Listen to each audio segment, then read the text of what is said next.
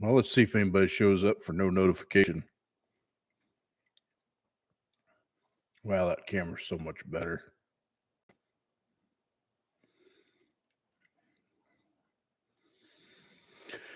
Excuse me.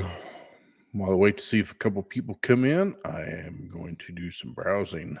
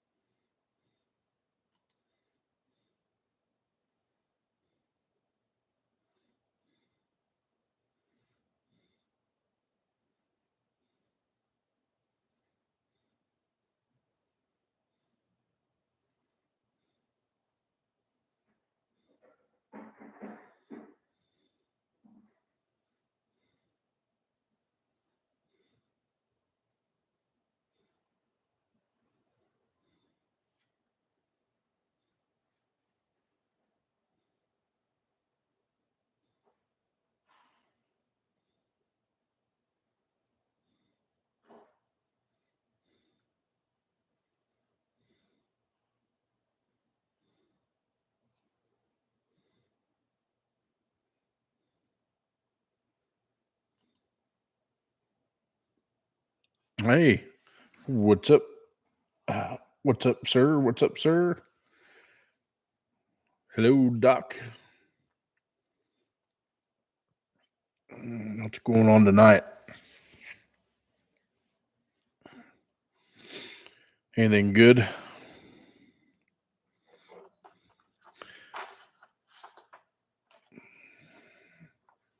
Oh, no.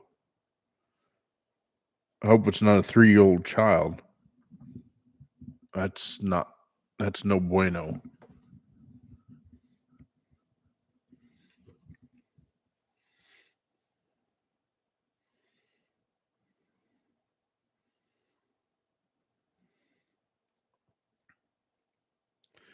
It's true what they say. A parent should never have to bury the children before them. Um, my parents had to do that with my sister. My sister was 3 years older than I was, and we lost her to cancer. Kind of one of them rare, weird deals and strange place to get cancer, but um, from what I've read, your body is, excuse me, constantly fighting off some sort of cancer anyway. So I mean, it can happen. It's been over 10 years now that we lost her, and there's lots of things I wish I would have done different, and you don't think about those kind of things uh, until it happens. And unfortunately, that's pretty sad. I try to stay pretty close to mom because she has, of course, I lost my dad. Man, I think it's going to be 3 years already in November. It's crazy. He was the smartest man I knew. And I thought I had a lot more time with him. So,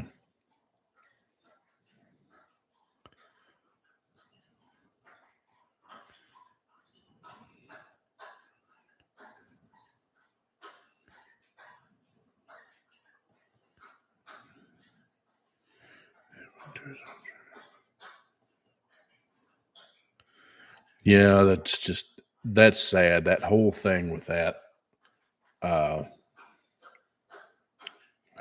that's just wrong in every sense.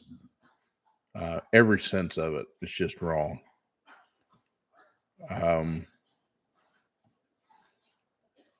I still think the whole thing was politicized. That's just my opinion. Um,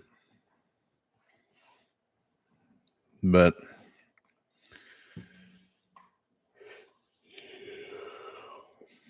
I know my dad was big into information that's out there, and I guarantee he'd be riled up and everything else from what's going on. But luckily, he's in a better spot now. So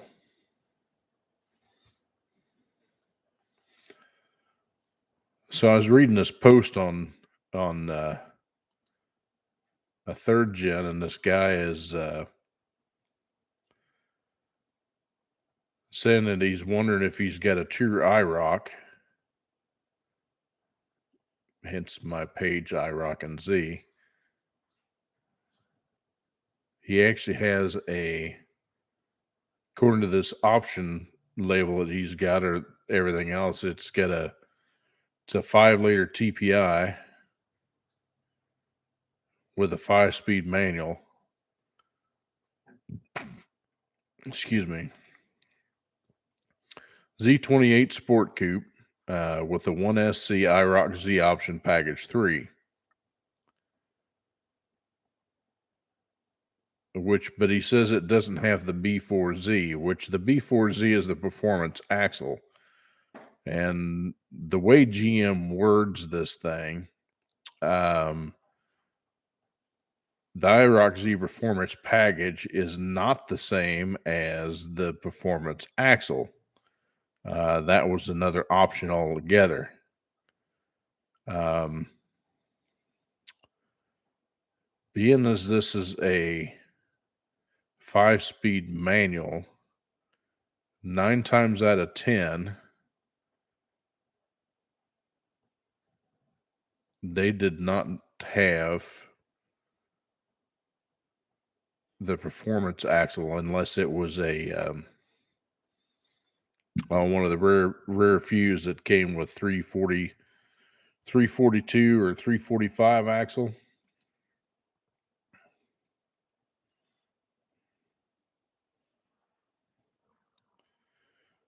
Cherry Hill High School District, New Jersey, put in.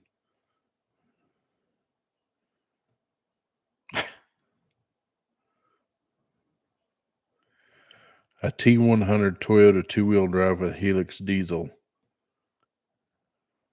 That had to come from overseas because they never, as far as I know, they never put a diesel in a T100 in the States. What are the specs for 3rd-gen drive shaft? And is there more? Danny, I'm assuming you're asking if there's more than one drive shaft option for it. I can't answer that one. I'm not sure. I know on a rare occasion, I think with, like, if you got one that was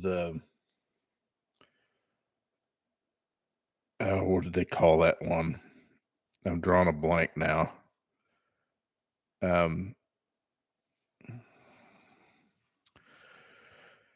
one that was AC delete and everything else. They had, and it was a 5-speed car. It had like the 345 Australian, the Borg Warner rear end. I think those actually came with an aluminum drive shaft. All the others were steel drive shaft.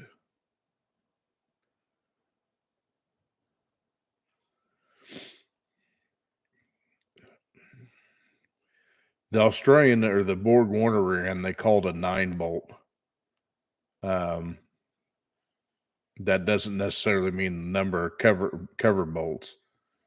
But the Borg Warner or Dana rear end, it's really easy to distinguish on those two rear ends because on the Dana or the Borg Warner, they actually have a fill plug in the rear cover, whereas the GM, the 8 and or the 7 and 5/8, no, it wasn't a 7.5. It was a 7 and 5/8. The Borg Warner was a 7 3/4. but the GM one did not have the fill plug in the cover. It was actually in the side of the front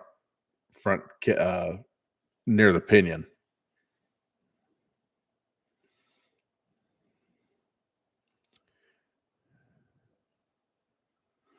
Yeah, absolutely, Danny. If I can help you, I'm glad I could do that. Doc, we're doing okay. We're alive. We're breathing. Taking one day at a time.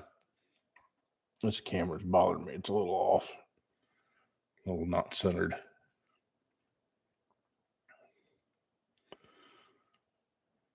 But up to 4.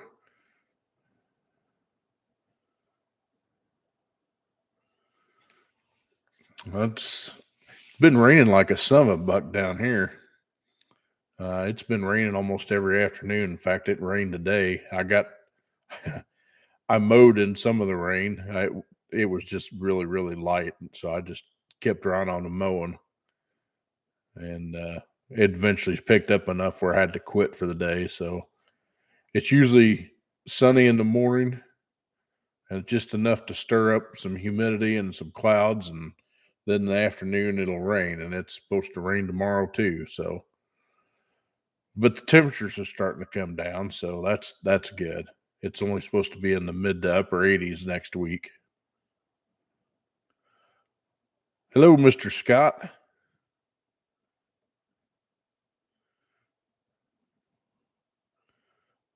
What's up, Ice? Well, like I said, the heat's not been too bad down here lately. I mean, the humidity is dropping and the heat's starting to go away, so it's actually starting to cool off a little bit down here. Woohoo!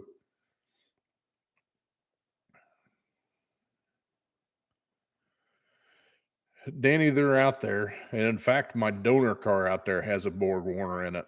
I don't know what axle ratio's in it yet because I haven't got that far to turn it down. That's going to be one of my winter projects is to get back on the donor and see if I can get that old girl fired up just for curiosity to hear it run. And then I'll tear down the whole car and scrap the body because the body's not worth saving. Um, it's just too far gone. But I'll save what I can out of it. Save some stuff that's hard to get, like harnesses that everybody cuts, and this one has a good um, TPI harness. I'm still tossing around the idea I might LS swap Scarlet. I'm not sure yet. I know for a lot of purists, it's the way to go. But man, if I can pick up an LS just cheap enough for what I want to do, that may be the way to go. Yeah, Scott, my that's what this donor is too. It's an '89. It was kind of common on the 350 cars. They put quite a few of them in there. Again, I don't know what axle ratio is in this car. I haven't taken the cover off yet. My guess it's probably a 277. The Borg Warner rear ends, you had 3 gear ratios that they put in them. They had 277, a 327, and a 345. The 345 was pretty rare. You could buy at the time an aftermarket gear set, which was a 370. But as far as anything else, I don't know.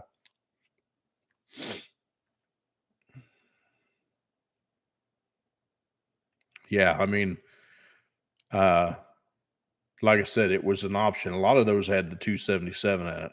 I'm hoping this one that I've got out there has the 327 in it. If it is, that's what I'm going to put in Scarlet. I'll go through it and put it in Scarlet because right now uh, it's got 273s. It is a locking, but it's a 273. I also have a 308 Posse that's in the shop. Uh, it's got Willwoods on the back of it. So I've got some options for which way, what rear end I want to put in it. Um,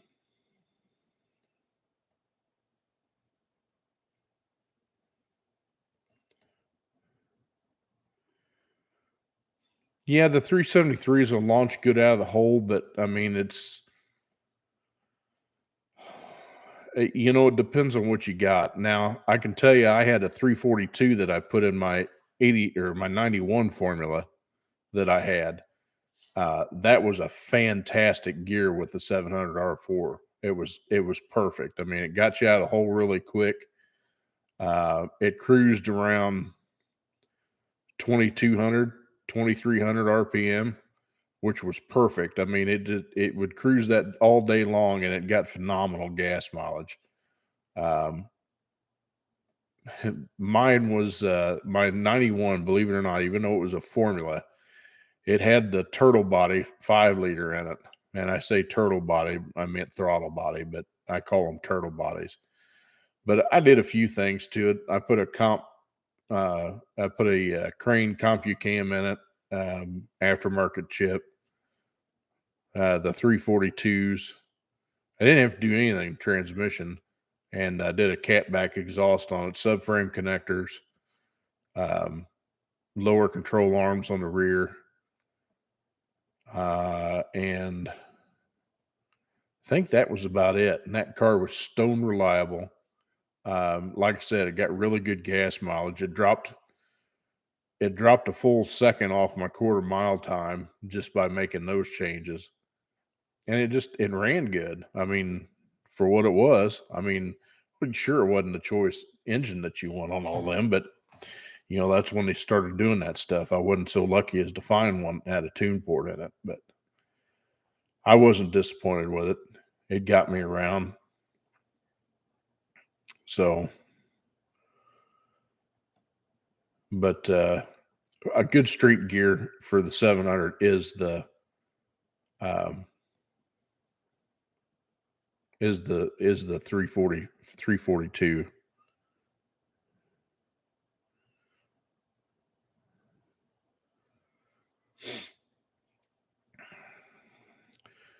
They a lot of times what they do is they try to base it on gear ratios. If you notice a lot of these newer cars and trucks, they've got a 6 and 8 speeds, and even 10 speeds now. A lot of times they'll run a numerically lower gear ratio in the rear end, and they do that for what they call NVH, which is noise, vibration, and harshness. Um, the faster you get spin that drive shaft and the longer it is, the more harmonics it produces. So they have to find some way to cancel it. So they slow that drive shaft speed down. Um, when we were having a whole lot of problems with the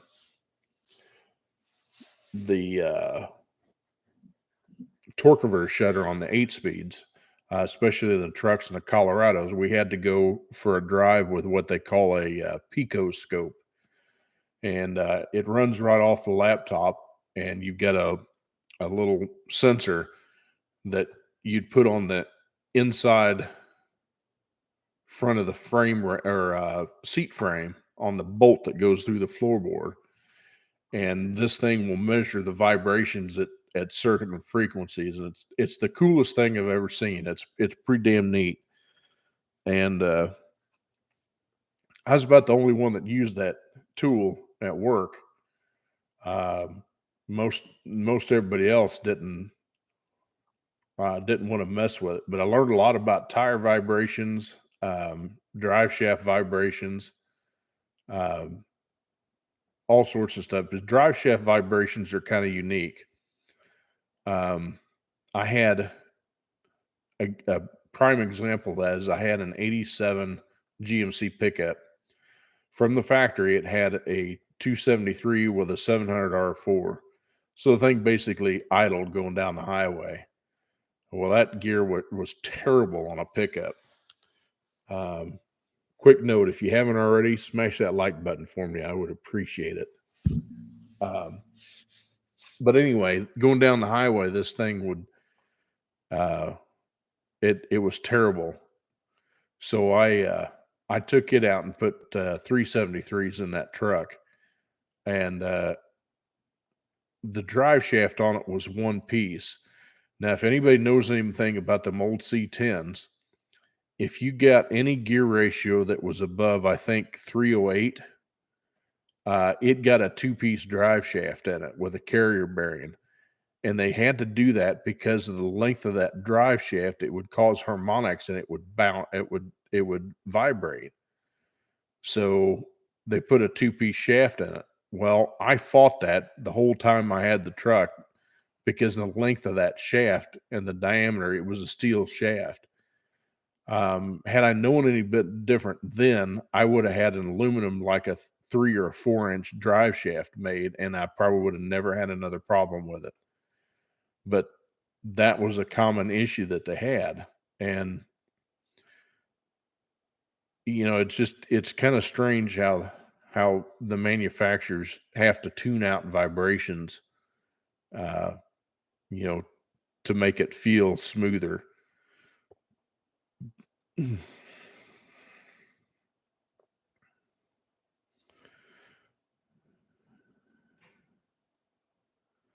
Ooh, Joseph, that's a lot of gear, especially for something to drive on the street.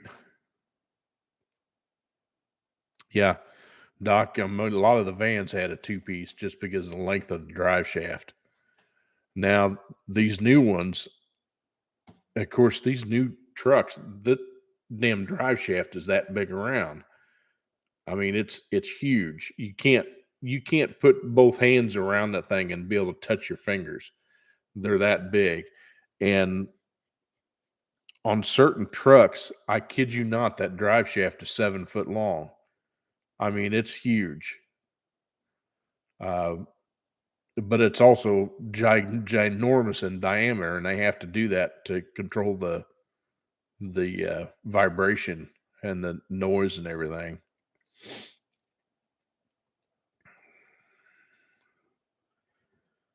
But yeah, that's why they do it, because you got to think of how fast that drive shaft is turning.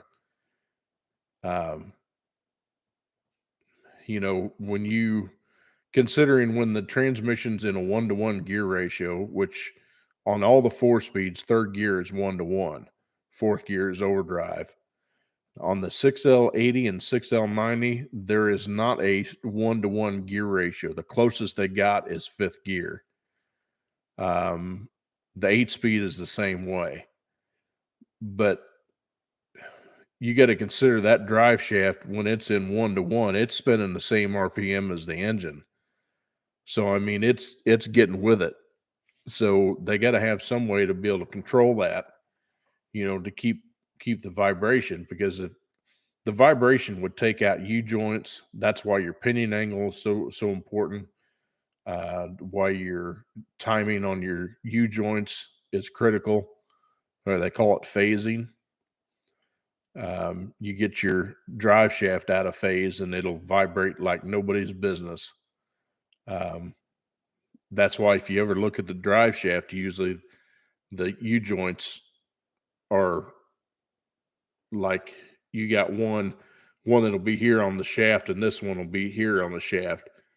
So it's not, if it's like this, then it'll cause a vibration. You'll never get the thing right. So they phase them so they're offset like that, if that makes any sense. But a little bit of schooling from old Smitty. But even on some of the later model, the fourth gen Camaros, there was a couple of them in there that they used a two-piece drive shaft on a Camaro. And usually, if I'm not mistaken, it was on the V6 cars that did that. They actually had a little carrier bearing that they mounted on the uh, panhard, or the torque arm, and it held the carrier bearing. And I've only seen it a few times, but there was a couple of them out there. I don't remember what it was on, and of course the fifth gen, the fifth and let's see, They didn't do it on the 5th gen. The 6th gen Camaros, 6th gens, they started putting, 4 cylinders in a 6th, and I don't know if they're on a 7th gen or not, but anyway, um, the first models of the new body Camaro when it came out in 2010, they only offered the 3.6 and the 6.2. Um, so they when they started using the 4 cylinders, um, it was a different story.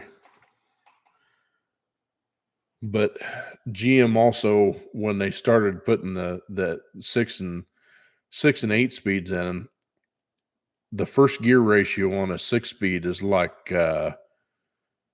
um 403. Oh, here, I'll just look it up real quick.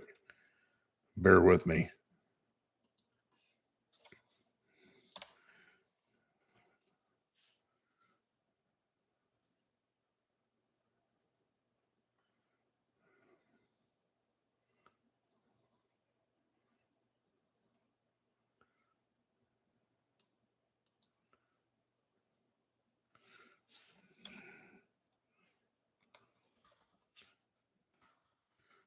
Get in the old GM here.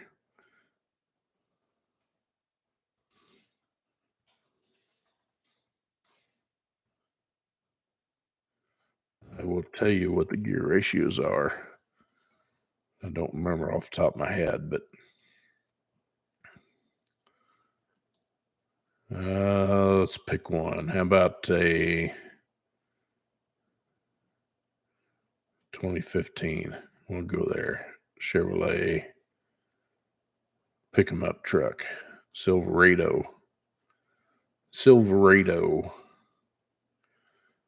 Okay, transmission. Yeah, this will have the 6 and the 8 speeds in it. So specifications, I think, is in there. Yeah, here we go. All right. And believe it or not, it makes a difference. On the 6 speeds, they made 4 different versions. They had the 6L45, the 6L50, the 6L80, and the 6L90. So first gear on the 6L45 and 6L50 was a 4065 to 1. The 6L80 and 90 was 4027 to 1. And just for instance, we'll do the 6L80. So first gear was 4.02 to 7. Second gear was 2.364. Third gear was 1.532. Fourth gear was 1.152. Fifth gear was 0.852 overdrive. And sixth gear was 0.667 overdrive. So, yeah, for comparison, a 700R4, 4L60, all those first gear ratio was 3.08 to 1. So 9 times out of 10, what they do, they change the rear gear ratio to numerically lower gear ratio to help compensate for that really steep first gear. Um, uh, that in comparison, and you guys will have to mind because I'm not looking at your comments right now. So if you went to the same, let's say you were doing 8L90 and 8L90, the first gear ratio on an 8L90 is a 456 to 1. So sixth gear is 1 to 1 on the 8 speed. I told you incorrectly, but sixth gear is 1 to 1. So first gear is 456 to 1. Second gear is 297 to 1. Third is 207. Fourth is 168. fifth is 127 to 1, sixth is 1 to 1, seventh is 0.84 overdrive, and eighth is 0.65 overdrive. So that gives you a little hint on why they put the high gear ratios in there.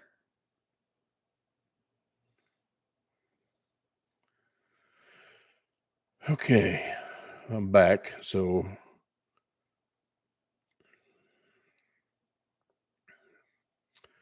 anyway,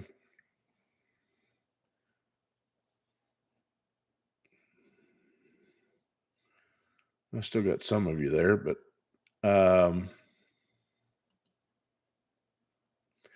yeah, anyway.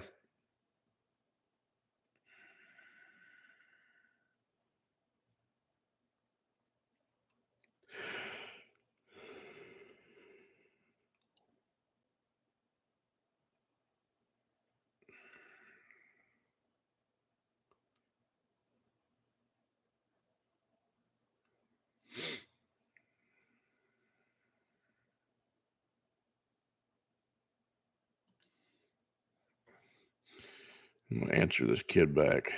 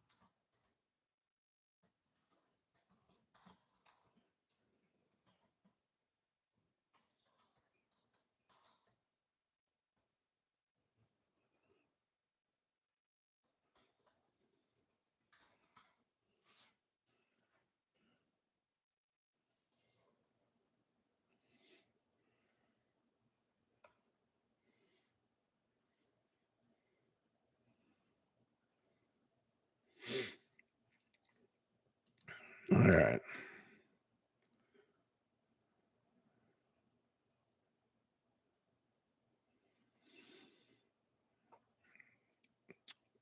Are you referring to Danny? Are you referring to on the third gens? What was the average diameter? If I'm not mistaken, it was probably 2 inch. Would be my guess. I don't have one right in front of me to tell you, but I'm thinking it was probably a 2 inch shaft. It wouldn't have been much bigger than that because they used steel shafts. The steel shafts were always smaller in diameter than the aluminum ones.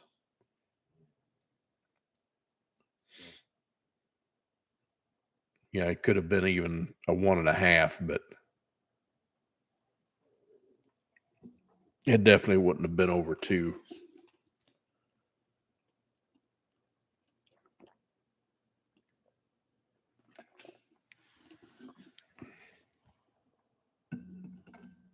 They should be the same, Danny, between the 2 generations.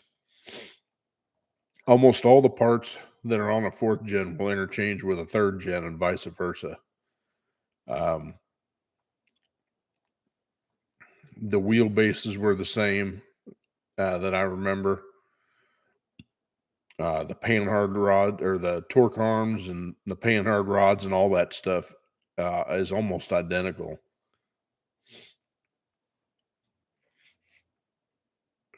Transmount should be the same.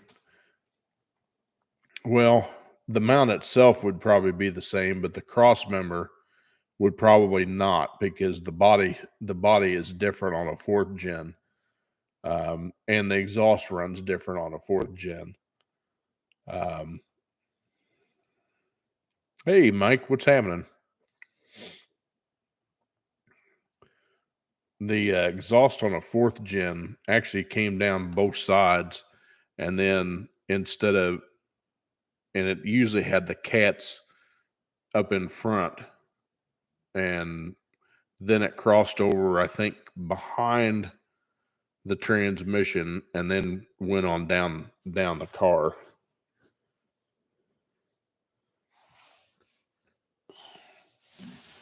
Yeah, I didn't have to work today, thank God. I got a weekend off. I can't stand working Saturdays.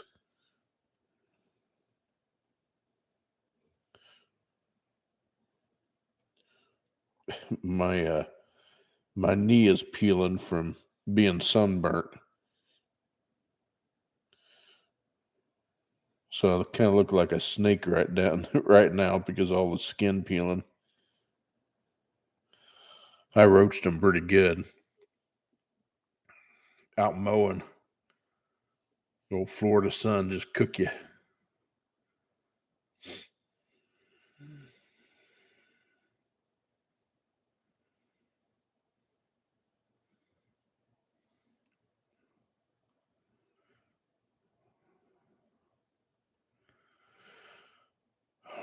LC9's a 5.3, is it not?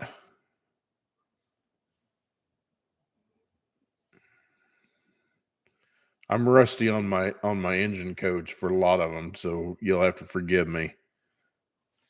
No, the LS engine is one of the probably easiest engines to build. Um, Pretty much all of them go together the same. You just kind of got to pay attention to what you're doing. I mean, the rods usually they got a fillet on the crank, so the rods the two sit together will be flat, but then the rod will be filleted on the side for the cutout on the crank. Yeah, that's what I was thinking that was an aluminum block motor. But no, you just have to make sure aluminum is more critical on torque specs than cast iron. They're least forgiving. They've got the uh, iron main caps. The 6-bolt caps. You got the four bolts in the center. Then you got your two that come in the side. Other than making sure that the torques are critical on them. To make sure that you don't pull any threads out or anything like that. That's why a lot of guys will stud those. And if I was building an aluminum block, I would probably stud them to make sure you don't pull them threads out of the block.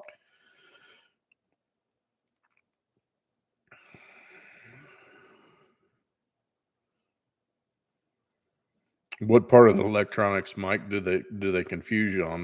There's not really much to it.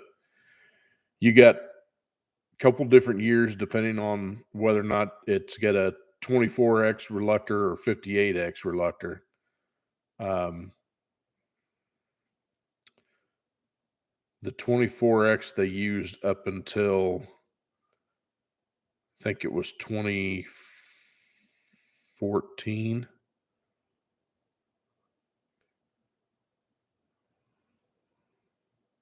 I think it was 2014. No, it was earlier than that. I think it may have been 2010.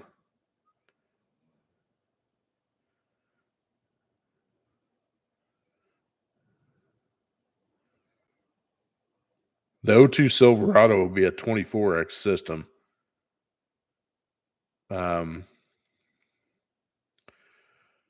Danny, a Gen 4 just means it'll have the good rods on it. It'll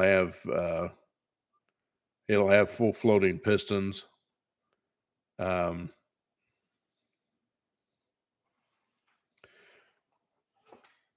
a few other things, but the easy way to tell whether or not it's got a 58x or a 24x reluctor in it is you look at the crank sensor. Um, the crank sensor's on the passenger side, right behind the starter, at the back of the block. On a 24x system, that crank sensor will be gray in color. If it's a black crank sensor, black in color, it will be a 58x system. They also use different PCMs to control it. The 58X will a lot of times be one that's got an 8-speed behind it. You'll still get them with 6 speeds, but they did the 58X for uh, better timing control, better fuel control. Usually on a 58X systems, it'll have a 4X cam signal, whereas on a 24X system, it'll have just a 1X cam signal. In other words, it only picks up one revolution of the camshaft, whereas if it has a 4X system, it picks it up 4 times. That's just like 58X. The 58X means it's got 58 teeth on the reluctor wheel that's that's in on the crankshaft. So it'll send 58 pulses back to the computer for one revolution of that crankshaft. The same thing on that. If you had a 24X on for one crankshaft revolution, it sends 24 pulses back to the ECM, and that's how it times everything.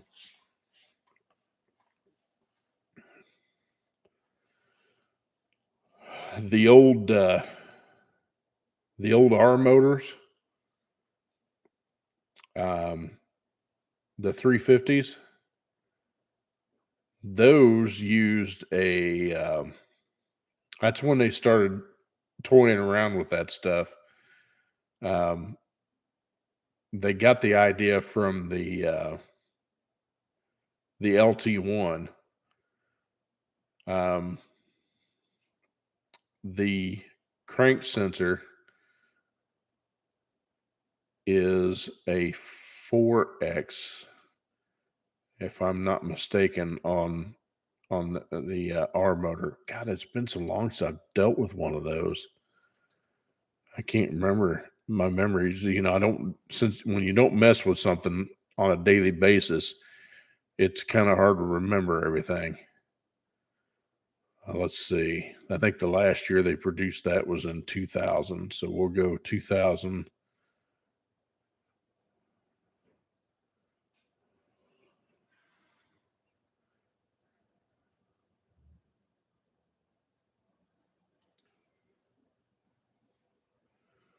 Go 2000.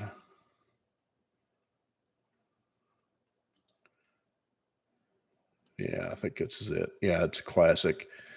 So on the electronics,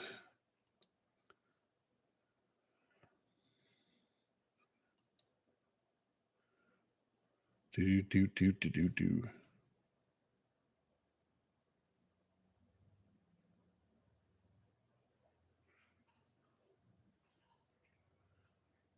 That's not going to tell me what I want to know.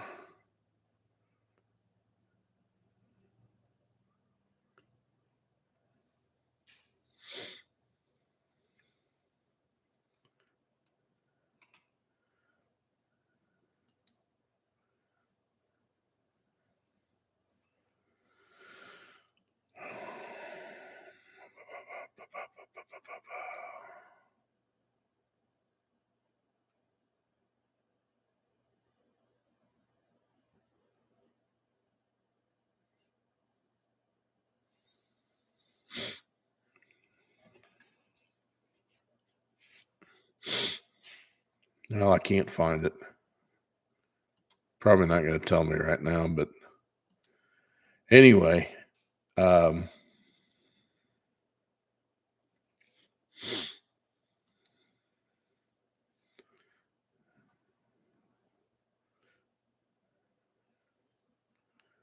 yeah, I can tell you specs all day long on the thing, but I can't tell you what the.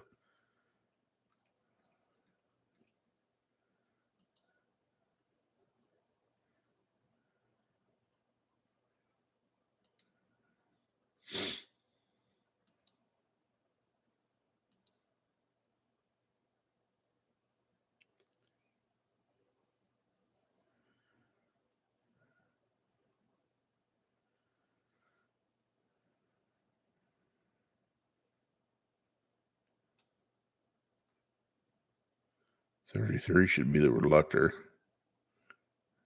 Yeah, reluctor ring.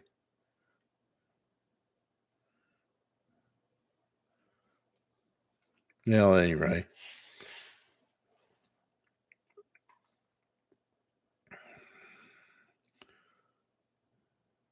Mike, to answer your question, no, I have never ordered one from AutoZone.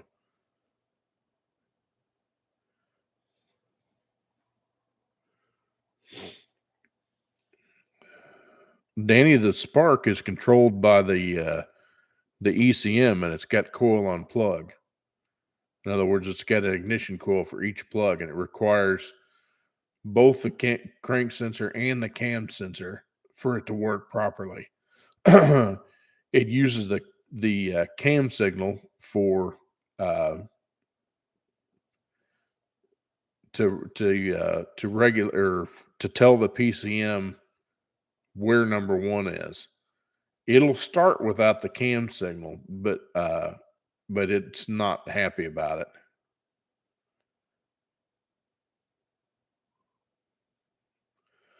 A new body style battery positive cable runs to the new body style battery positive cable runs to the starter. Yeah, yeah, it does, Danny. It depends on how new you want it, but that's they're all designed to run directly from the battery to the starter on the positive side.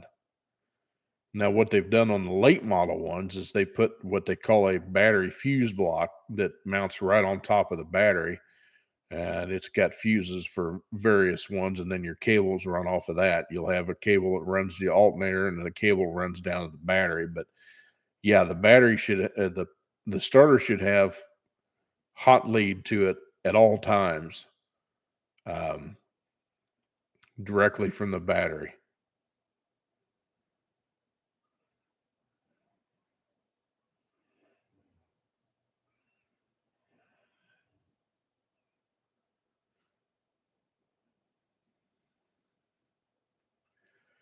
A quick disconnect. Well, you can buy those quick disconnects that got the little turn knob on the top of them, or uh, you can buy one of those remote disconnects that's got the twist deal for on and off. They use them on a lot of upfitters and RV applications. Just a battery disconnect. Yeah, yeah, you can do that.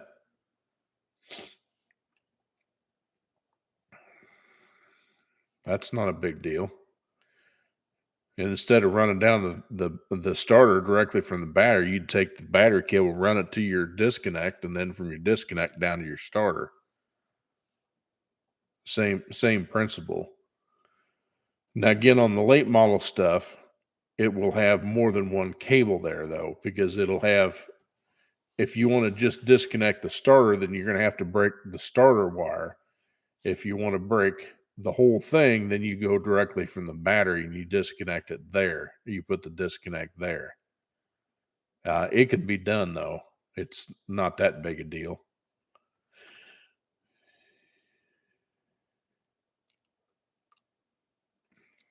Danny, I need it'll help me if you tell me what year that you're working with. I can actually look it up and tell you uh, what you're going to want to do. Oh, excuse me.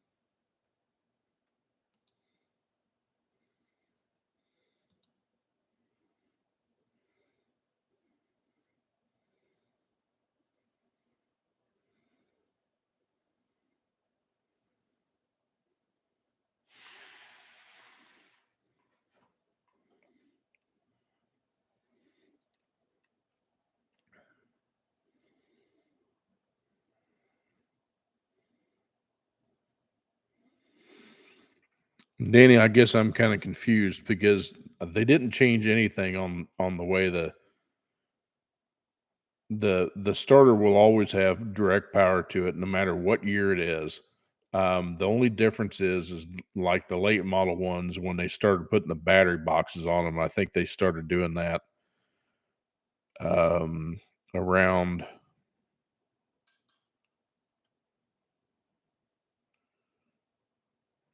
you know 2012, somewhere around in there. They started putting the battery fuse blocks on them. Um, but they still function in the same principle. I mean, you just get a fuse block basically in between it, so the starter wires fused, the alternator wires fused, the um, fuse block itself will have its own fuse. Um, so they just put more protection in it. Basically, what they did.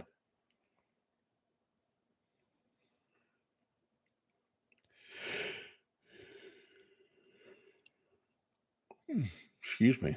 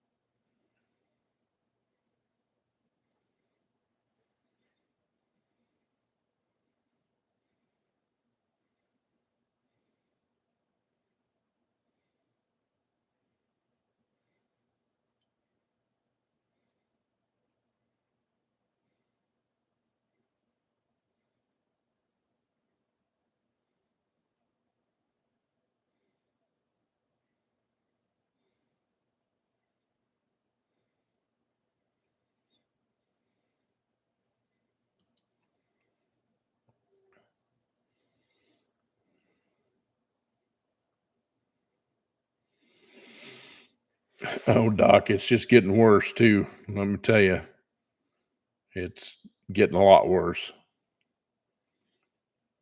So, speaking of which, I was leaving work the other day, and I don't know if y'all remember that I drive a 16 Pilot, Honda Pilot.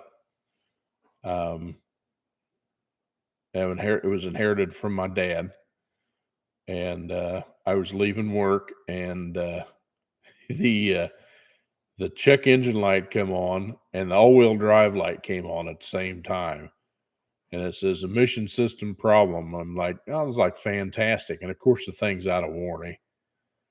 And so I finally got around to checking the code the other day, and it's setting a PO 172 for rich exhaust bank one. I'm like, huh. I wonder if that's telling me that my foot's too heavy on the gas pedal. Because this thing will go. Let me tell you, for a V6, this thing is pretty impressive, and it gets down the road pretty quick. So anyway, the all-wheel drive light comes on anytime it sets an emissions code, which I thought was kind of weird. But I just cleared it out, and we'll just kind of keep an eye on it. But I was reading some forums, and they're saying that Honda's had issues with fuel injectors, and I'm like, fantastic. Because of course it's direct injected, so I'm sure the injectors aren't cheap on it. But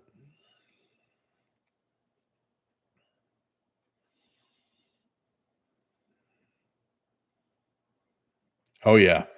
The Ameribera is, a very popular inline. That thing's built like a tank. Um, Adam LZ, he's one of the YouTubers that I kinda watch on occasion. He's a drifter, car drifter, not a drifter as in person, but he's a car drifter. Uh, but he's actually had one in a, Mustang. Pretty cool. Uh, they make a bunch of power.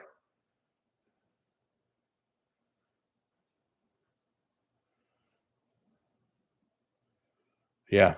Yep. Double overhead cam, 24 valve, twin cam. Well, yeah, twin cam, whatever. Speaking of double overhead cam 24 valves, y'all remember the 4 cam, uh, 3.4 liter that GM produced there for a while?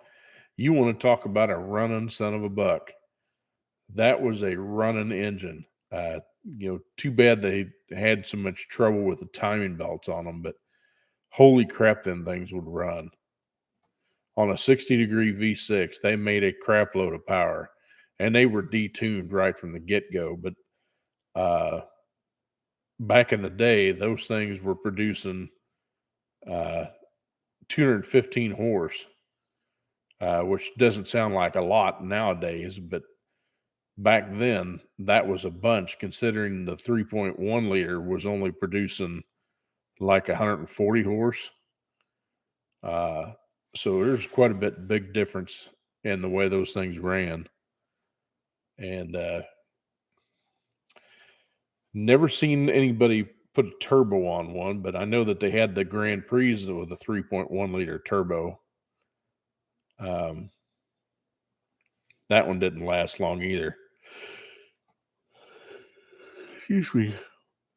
Their first attempts at turbos on them didn't last very long. Chrysler had a lot of problems with the turbos. Uh, they did the Sundance little box car that had a 2.2 liter turbocharged on it, and they were kind of fun to drive. Yep, 2.3 liter quad four. They were impressive little engine. The high output version of 180 horse out of that little four cylinder. I had one in a Beretta GTZ 5-speed car. That that thing was pretty fun, but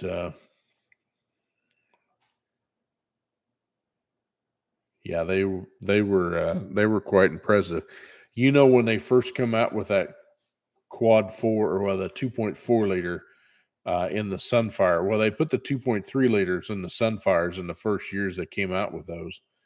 They actually had a Sunfire GT convertible that was turbocharged, and it made some stupid like 240 horse. It was crazy, but they never made it into production with it. Yep, yep. Grand Ams, Skylarks had them. They were crazy.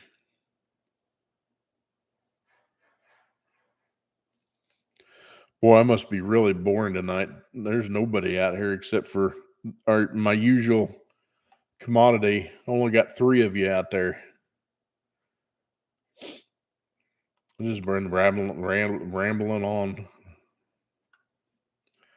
I do this for you all. It's not anything that for me. I just do it for you all.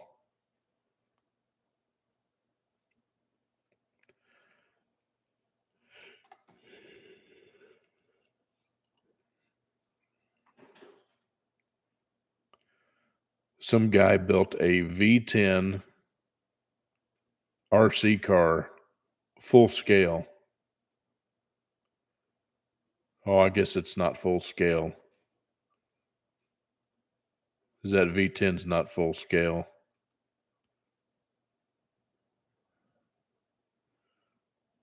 I bet that's probably 1/5 scale.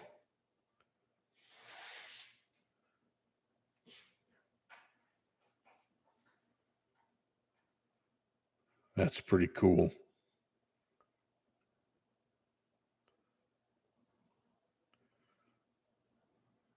This guy is brilliant.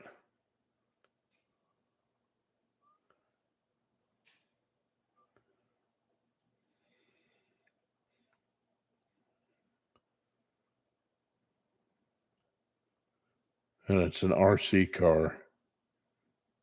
Yeah, that's gotta be a 1/5 scale.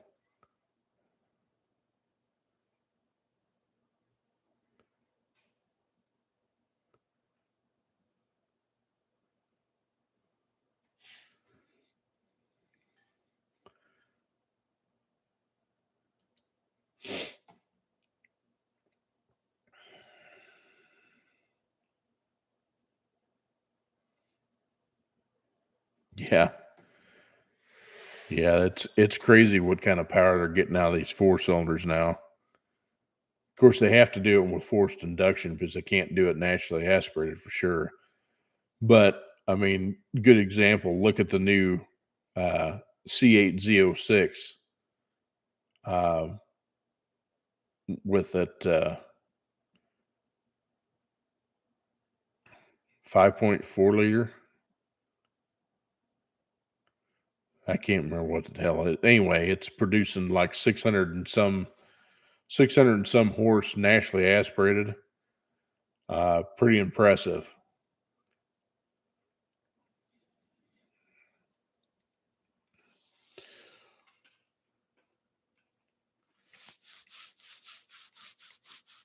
Oh.